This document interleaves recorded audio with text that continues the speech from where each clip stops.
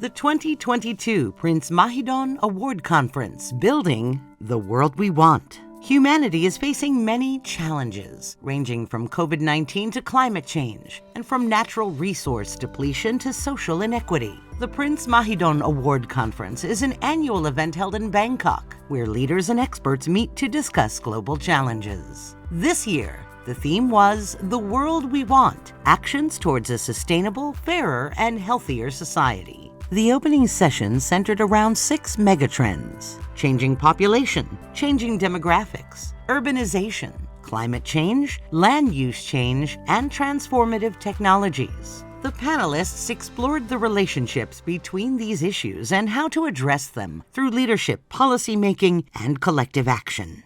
The world population has increased dramatically since the 1950s and will continue to soar in the coming decades, with profound consequences for human health and natural resource management.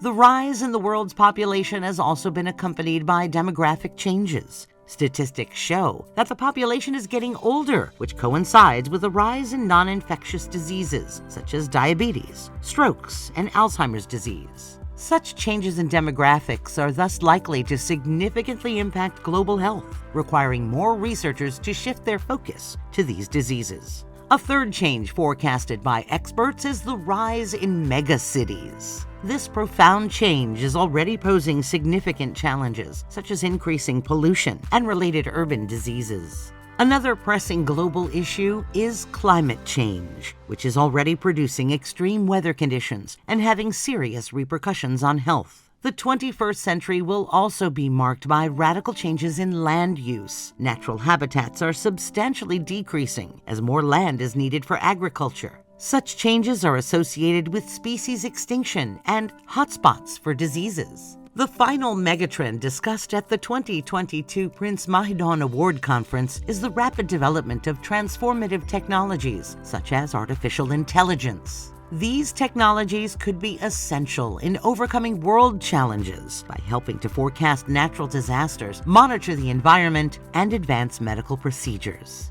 While the past decades have been marked by remarkable innovation, this innovation is not always equally and fairly distributed across different countries. The most recent example of this is the COVID-19 vaccine, which is far more accessible in some countries than others, slowing down global recovery. Therefore, international collaboration should ensure that they are fairly distributed across all countries. Another key challenge that will need to be tackled collectively by all countries worldwide is the rise of fake news and misinformation. The COVID-19 pandemic offered a perfect example of this trend, as it gave rise to conspiracy theories, which were widely disseminated on social media.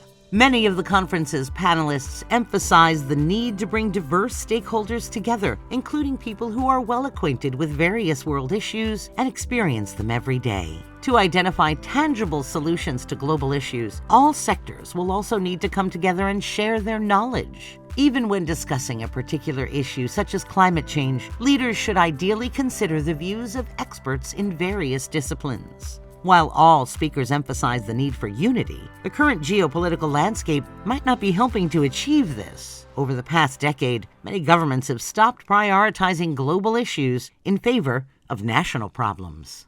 Ultimately, the 2022 Prince Mahidol Award Conference reiterated the need to join forces to create the world we want, while also ensuring that technologies and advancements are equally distributed around the globe.